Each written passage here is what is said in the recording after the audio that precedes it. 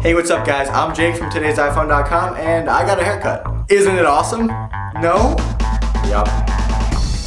Anyway, here's what's going on this week.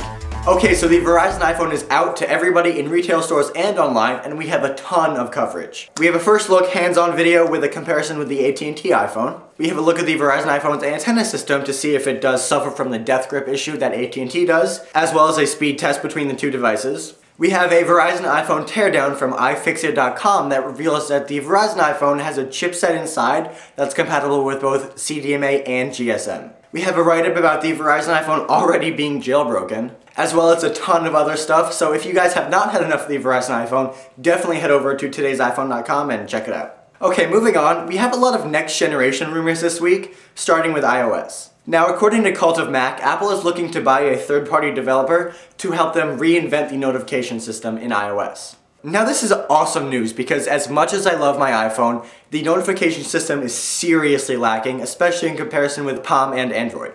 I know that if Apple tried, they could make some sort of notification system that's awesome and looks good and doesn't have those stupid little pop-ups that interrupt your games and stuff, but for some reason they have not put their time and energy into this yet. So hopefully when we finally see iOS 5 hit our devices, it'll have a sleek new notification system that blows the Android pull-down bar out of the water. Now, what better device to run iOS 5 than the iPhone 5?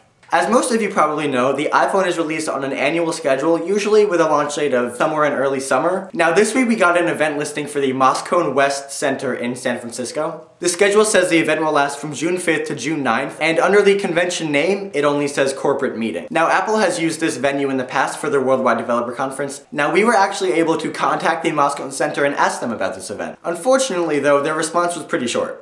Thank you for your email. This event is confidential and I am not authorized to share my information. Now, of course, we won't know anything for certain until the actual event or if somebody, lets the information slip in a bar somewhere. But this sounds like Apple to me. And finally, we have some very strange news coming out of Daring Fireball's John Gruber. Now, if you know anything about John Gruber, you'll know that he has a lot of rumors that may or may not sound legit, but a lot of the time he is dead on. But if you ask me, his most recent prediction is a little bit crazy. He's predicting that the iPad 3 will be announced at Apple's music event in the fall. Yes, you heard me right, the third generation Apple tablet. Now keep in mind that the second generation iPad has not even come out yet. And according to his time frame, there'd only be about a few months between the second gen and the third gen iPad. Now, I know this guy has a good track record, but I'm just not buying this. I really can't see Apple screwing over their iPad 2 customers like this by releasing the next gen device not even a year later. What's more, he names HP's touchpad in the reasoning for why Apple would do this. But if you remember last year, there were a bunch of rumors that Apple would release the iPhone 4 earlier than usual to compete with the growing number of Android devices. And as we all know, that did not happen, and the iPhone 4 was still wildly successful. So my guess is that they'll release the iPad 2 sometime around April,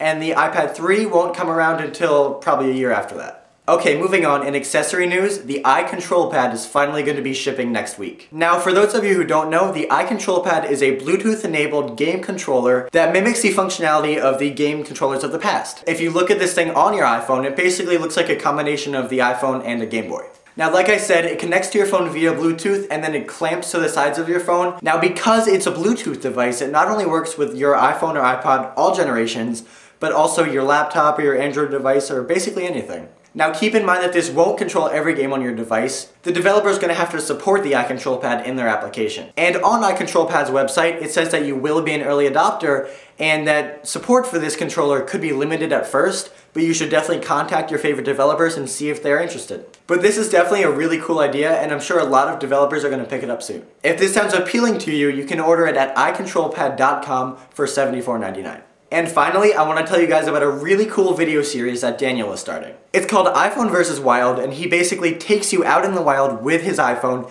and shows you a bunch of different cool applications that can help you in any given situation. The first episode, where he goes to the mall, is up now, so you guys should definitely check it out, and keep your eyes open for future episodes soon. Alright, well that's it for this week, guys. Thank you very much for watching, and if you have any comments or questions, definitely follow me on Twitter at TIPJ, and I'll answer your questions to the best of my ability. Oh, and don't forget, for more news, views, and reviews, check out TodaysiPhone.com.